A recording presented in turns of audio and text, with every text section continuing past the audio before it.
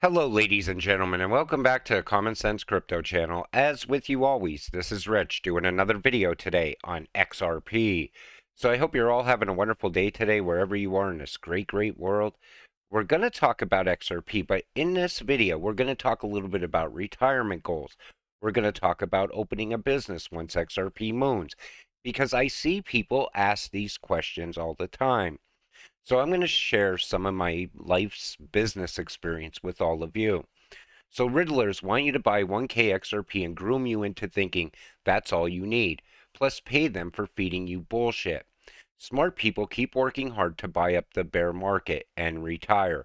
Morale, don't listen to Riddlers. Auto the ODL.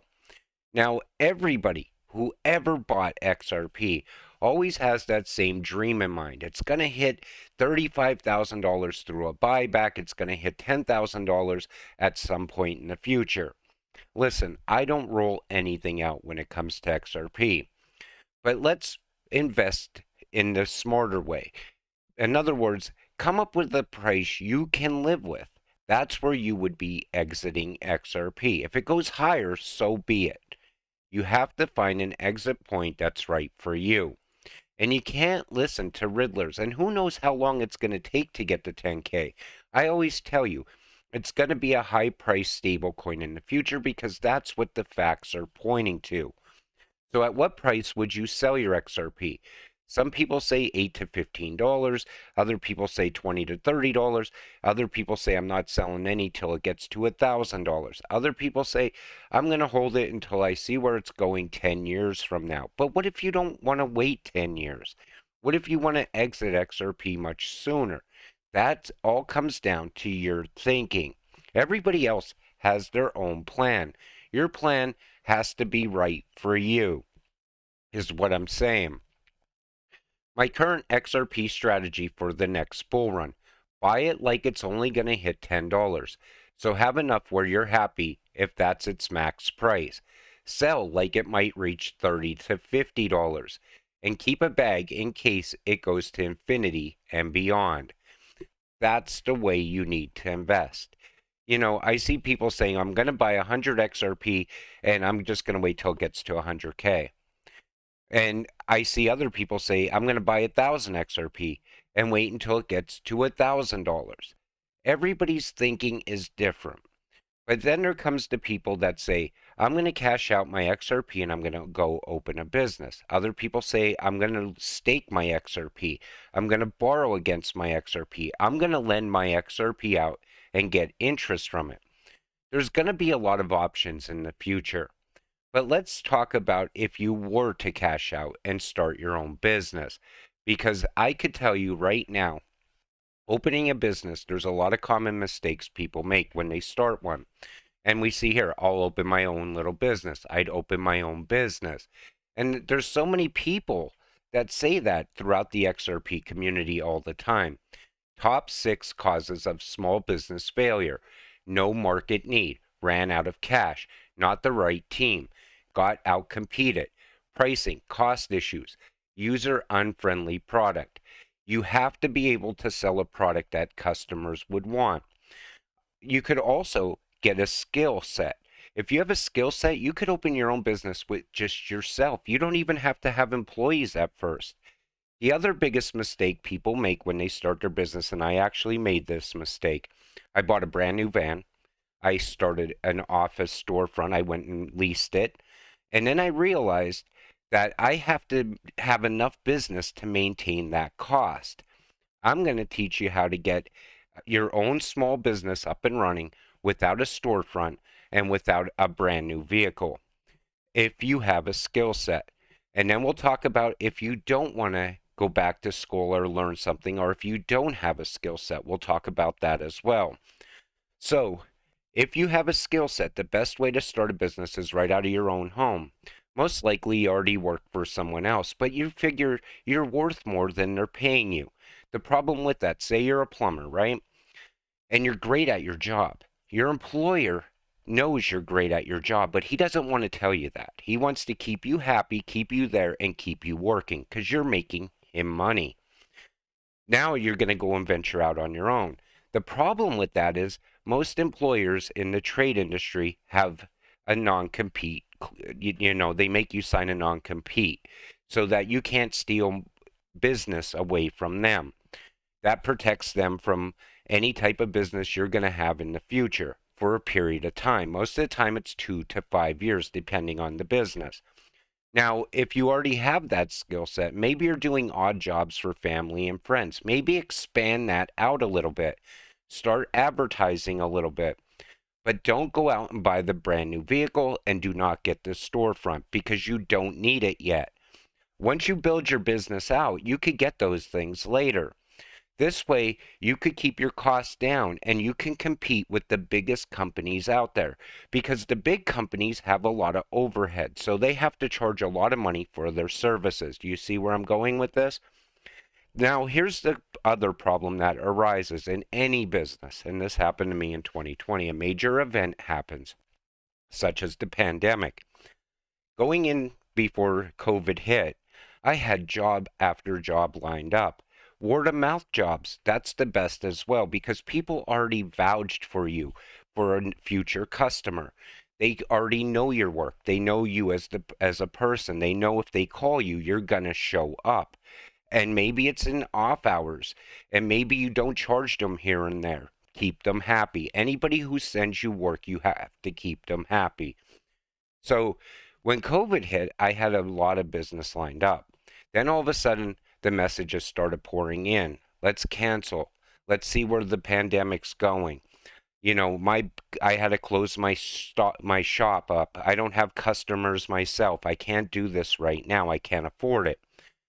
Then all of a sudden, you figure you could float for the next 6 months because you put some money away. Always put money away when you run a business. But that money soon ran out, and I ended up in some debts.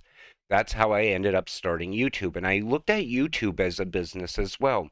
A lot of people say, I'm going to get up tomorrow and I'm going to become a content creator. First, you need to know what content you're going to talk about. You got to come up with a game plan. You got to look out for your viewers. On this channel, I always looked out for all of you the same way. And you should do that with any business in life. If you're going to have a business, be humble. Don't buy the brand new car. Don't buy the storefront. Be humble. Let your customer know you're humble. You're looking for work. You're driven. You're going to do the best you possibly can so that they choose to go with you over the big corporation. Because you have no overhead, you could also keep your costs down. You could outsell everybody else that's out there doing the same business that you're in. So that's how I would approach a business if I was to cash out of XRP, if you have a skill set. Now, what if you don't? Then there's other options. And I mean, most people always look at the turnkey. We'll talk about that in a minute. Then we're going to talk about e-commerce a little bit as well. In one word, why do people choose a 9 to 5 over starting their own business? This is where it starts, because if you're working a 9 to 5 for someone else, you have to be a risk taker. Most of you already are, because you invested in crypto. You already are throwing the dice. So now maybe you hate your job. You need to find something that you like and turn it into a business. This way you never really go to work either. Whatever that is, try to figure out a way to market whatever you're doing. And that's what it comes down to. So where's the rush to trade schools? If I could turn the life clock, that's where I would rush to get a trade, mentorship, and after a few years later, open my own business and create sustainable employment. That's everybody's dream. And trade schools are great because you can learn a trade in as little as 1 year, so it's not time consuming. And that would also give you the upper hand on older businesses as well, because most businesses, they sell one product and it's a product that they're familiar with, but that product's outdated. I do security systems and I see companies still pushing stuff that came out in 2007. If you could get into the cutting edge and learn as much as you possibly can around it, that makes you more profitable, it makes your business more valuable, and it makes you more valuable. And that's the way you got to look at everything. So if you don't have a skill set, you could always go back to school. But again, college, that can be expensive and time consuming. Trade school is inexpensive, and a lot of times you could have a business up and running in as little as a year. So don't let small mistakes get in the way of your big dreams. Learn from others. Missteps can help you stay on top of your business goals. And that's the other thing. If you know a friend that already has a business, learn as much as you can from them. That's free education. Let's go back to this YouTube business. So I treated this like a business, and anything you do should be treated that way. First, I told you about being humble. Then you got to be open. You got to let people know what you're all about. What are your benefits to them? Me, I want to keep you all positive. I want to keep you holding your investments so you could eventually get that life-changing money at some point. And always have a plan. But what if you don't have a skill set and you have money? Well, the turnkey business is always the other way to go. But this is very important because I have a friend that actually bought a laundromat and ended up still going to work every single day. Some businesses that are turnkey are very profitable. If you own a laundromat next to a college, you're probably going to do pretty good. If you own a laundromat next to a high-rise apartment building that doesn't have a washer-dryer hookup, you're probably going to do very good. So whatever turnkey business that you're looking to get into, you have to make sure there's a customer base and always make them open the books if you're going to buy it because you want to see how much profit they were making so that you don't get there and all of a sudden you say to yourself, how come I'm not making any money? Well, because this business was dying and the old owner just dumped it upon you. Start a profitable e-commerce business. Now, there's a lot of turnkey e-commerce business. Drop shipping is one of them. A lot of people get into that because it's easy. They don't have to handle the product. They have to go online, open a website, and send people there. They do that through social media most of the time. And years ago, it was eBay, but eBay got way too expensive. The eBay could be a very good gap filler while you're starting your new business. Other than that, it's really, you're not going to open up a turnkey business on eBay. It's just really, really hard anymore. Unless you have unlimited product or you're getting the product very, very cheap because eBay takes a high percentage now. I believe it's up to like 12 or 13%. Then on top of that, you also have shipping costs. You got to factor all of that in. E-commerce is better. Drop shipping is more profitable. What type of real estate are you in? How many people have I heard inside of the XRP community say, I'm going to get into real estate as soon as I cash out? Well, right now, I feel real estate is still at its top. You never want to buy the top. It's almost like buying crypto. You want to buy the bottom if you're going to buy real estate. I never got into real estate because I've seen horror stories around it. Again, if you're going to buy a house and you're going to rent it out, make sure you know the neighborhood. Make sure you know the neighbors. And I know people that bought the house next door to them and the house sits empty for 6 to 8 months at a time because they're very picky who they want as neighbors. So always buy a piece of property that you can make money on. Maybe buy a building right next to a college again, because that's great. You get college kids in there. Most of the time, the parents are paying you the money, and your money's always there. But again, I just wanted to touch on real estate because I'm not in that business. And then we're all crypto investors. We'll keep investing in crypto because we believe in it. We have that vision for it. But I just wanted to share some things with you. And my first business was actually Dish Network. I was a retailer for Dish. I used to have to sell the product, do tech support on it. And again, you have to know the customer base. With Dish, it was great. It was very lucrative. But then streaming came about, killed that business off. You always got to find out what people want, the next best thing. That's what you want to center your business around. And then always keep up with the trend, keep up with the product. If you're in technology, you need to know the latest and greatest technology. That will allow you to always beat the bigger companies that are out there. If you're putting in the latest and greatest product, you will always be in demand. And never sell yourself short. But I just wanted to share a little bit of something with you today.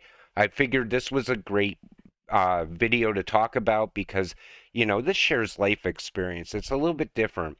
And I feel that at some point you're going to get life-changing money. What you do with that is totally up to you. But I see a lot of people saying, I just want to go work for myself. I want to start a business doing this or doing that. And, you always have to know your customer. You have to know what's out there today. And always, like I said, be humble, be open, and be honest. That's what it comes down to. With that said, I'm going to wrap up this video. I want to thank you all for watching. I appreciate all of you watching my videos.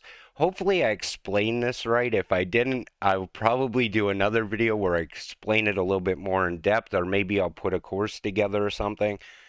We'll see you in the next one. Have a great night.